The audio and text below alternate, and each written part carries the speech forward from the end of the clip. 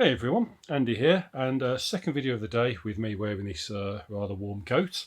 Recorded at the same time, or same day, not same time, as my the Midnight Tour review. So I'm continuing with Richard Lehman, and I'm on to book number 9 in my top 10. So we're at the good stuff really. For book number 10, I chose the Midnight Tour. And book number 9 is the complete opposite spectrum to that. It's the first novel that Richard Lehman ever had published, which was The Cellar in 1980. So not a bad place really for a debut novel to be in your top 10 books. The Cellar is a difficult book to recommend, owing to the fact that it's one of Lehman's most troublesome. I'd suggest that this and Island are the two books that Lehman wrote that had possibly the most troubling subject matter. And it depicts the abuse of a young girl. So The Cellar has a storyline whereby you have a young girl who I believe is, I think she's 12 years old. She might be 10, but I'm sure she's 12. And her mum, who are on the run from the girl's father and the lady's husband. The woman and girl are called Donna and Sandy, incidentally. The man that's after them is a guy called Roy. He's one of Lehman's very worst villains. He's been locked up. In fact, no, I'm sure the young girl in this. I should really just start again, shouldn't I? I'm sure the young girl in this Sandy's 12 because when she was 6 years old, her father Roy abused her physically, and he was locked up for 6 years and now he's free. Why he's got such a lenient sentence, I'll never know. In the same way that in All Hallows Eve we had a criminal character who had a really ridiculously short sentence. Villains don't really get put away for long. But anyway, Roy hasn't learnt and he's come out and he's after them, and Donna and Sandy are aware of this, so they go on the run. And Roy is off to track them down because he wants to basically kill Donna and continue abusing Sandy. And along the way, he runs into various people that he kills and abuses in horrific ways. And he comes across a really young girl. She's either 8 or 10. I can't remember the exact age, but her name's Joni. And throughout the course of this book, we have Roy subjecting Joni to the most hideous sexual abuse. He is unbelievably sadistic and violent and sexual towards this young girl throughout the entire story. And one of the big shames of The Cellar is that we never really find out what happens to Joni. It's a minor spoiler. Joni does survive her ordeal and she gets out alive. But we never really discover what became of her. It's a bit of a shame that we never saw Joni become a character in later books, seeing how the effects of this and her treatment of Roy, he murders her family, her mum and her dad, and subjects to such abuse that it would have been fascinating to see where she would have been as an adult, how her mind would have coped with it all, and what sort of character she would have become. We never find that out. So Roy, taking Joni with him, is looking for his daughter and his ex-wife. I'm not quite sure if they were divorced or whether it is still his wife, to be honest. And he's tracking them down. And anyway, Donna and Sandy and all the other characters end up at a place called Marcassa Point, which has a history of horror because there's a house in which a hideous beast lived and massacred the family. And there's tours that are taken by Maggie Cutch, who's the old woman who owns the house. And people go on these tours. And whilst they're there, Donna and Sandy decide to go on a tour. And they meet a guy called Judd. He's short for Judgment Rucker, who is one of Lehman's very best heroic characters. The characters are very shallow and thin in how they're written, but he's just a wonderfully great sort of grizzled vet.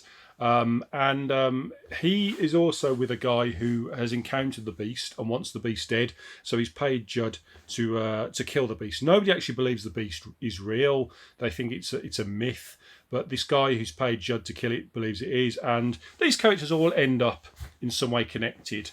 Now, a book in which we have the subject matter of sexual abuse and children wouldn't normally be something you'd think I'd recommend as a top 10 Lehman book, especially when it's as dark as this. But whilst the abuse is horrific, most of it is implied. It's very rarely explicit in how it's described. And I mean, in some way, that makes it worse. And it does put the book down on my list from where it would have been, because without that element, and there's got to have been other ways to make Roy an unpleasant character, this would have been easily a top 5 book for laymen, because the world building, the descriptions of environments, the action, the whole Mocassa Point and the Crutch House are some of the best environments and bit of world building that Lehman's ever wrote. Even with characters as shallow as they are, I mean, Donna falls in love with Judd, and she's quite happy to leave Sandy in a hotel room while she sneaks off to have sex with him, despite the fact that she knows that Roy is after them. There's things like that characters don't behave in ways that you'd think they behave. They think with their genitals, not their minds, basically. So it does pull you out of the story a little bit in terms of the immersion, but still the world building here is superb. The pace is relentless. The beast itself is truly original, horrific, something that only Lehman could have come up with. The revelations about the beast and the history of the beast are genuinely fantastic. Its entire end scene here is absolutely phenomenal. I mean, again, there's things that take me out in terms of the immersion because Lehman was still learning his craft. There's a bit in which Judd is scoping out the beast house, and it's getting dark, and he's trying to remain conspicuous, but then he decides to have a smoke, and you'd be able to see the smoke trails for miles, especially considering he's up high. So why he decides to do that, I don't know. There's a long-winded bit about eating a sandwich as well, which is just a bit of fillery. But it's, for a short book, it feels lengthy. It feels proper length. It doesn't feel like pulp. It feels like a proper novel. And I think it builds to a great and horrifying climax that only Lehman could have come up with.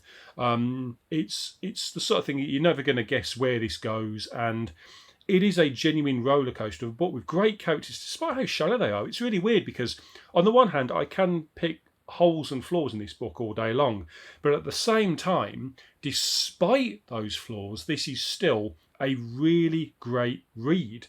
With a caveat that it's not for everyone. It does contain some horrific subject material.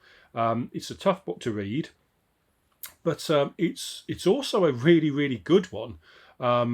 And could have been even better if it hadn't contained those elements. But I can enjoy it despite that, because you kind of become a bit desensitized to Lehman's style after a while. I've mentioned before, the sexual abuse doesn't shock in the way that it should, because it never deals with the psychological impact. It's all the voyeurism of the abuse, but none of the impact of it. So it doesn't affect me in the way that it could do.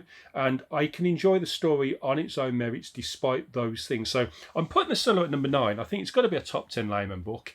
And it's faster paced, much shorter, more visceral than the Midnight Tour, which is indefinitely a much better written book. But I just think things about this book have stayed with me ever since I read them like 25 years ago. I remember the characters' names, the place, some of the scenes, the action, the beast. It's all just retained in my mind from first reading. And that's the mark of a really good book, the fact that it has an impact. So The Cellar is definitely a book that leaves an impact. If you read this and hate it, then you're probably going to dislike the majority of Lehman's other stuff. If you enjoy it, even if you're a bit icked out by some of the rather crude elements, you'll have a good time with Lehman's stuff. It was a good barometer of his craft, and I think it's a worthy number 9, so that's where I'm placing it.